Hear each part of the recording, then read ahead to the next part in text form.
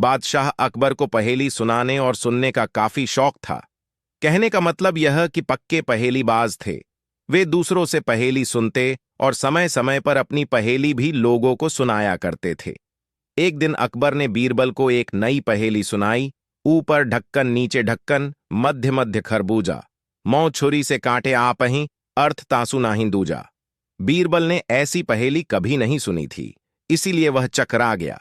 उस पहेली का अर्थ उसकी समझ में नहीं आ रहा था। अत प्रार्थना करते हुए बादशाह से बोला, जहां अपना, अगर मुझे कुछ दिनों की मोहलत दी जाए तो मैं इसका अर्थ अच्छी तरह समझकर आपको बता सकूंगा। बादशाह ने उसका प्रस्ताव मंजूर कर लिया। बीरबल अर्थ समझने के लिए वहां से चल पड़ा। वह एक गांव में पहुंचा। एक तो गर्मी के दिन, दूसरे रास्ते की थकन से परेशान व विवश होकर वह एक घर में घुस गया। घर के भीतर एक लड़की भोजन बना रही थी। बेटी, क्या कर रही हो? उसने पूछा। लड़की ने उत्तर दिया, आप देख नहीं रहे हैं, मैं बेटी को पकाती और मां को जलाती हूं। अच्छा, दो का हाल तो तुमने बता दिया, तीसरा, तेरा बापू क्या कर रहा है और कहां है? बीरबल ने पूछा।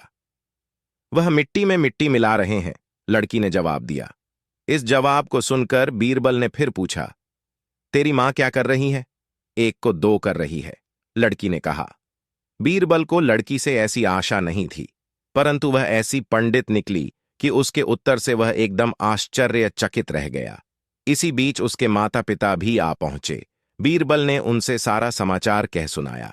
लड़की का पिता बोला, मेरी लड़की ने आपको ठीक उत्तर दिया है। अरहर की दाल अरहर की सूखी लकड़ी से पक रही है। मैं अपनी बिरादरी का एक मुर्दा जलाने गया था और मेरी पत्नी पड़ोस में मसूर की दाल दल रही थी।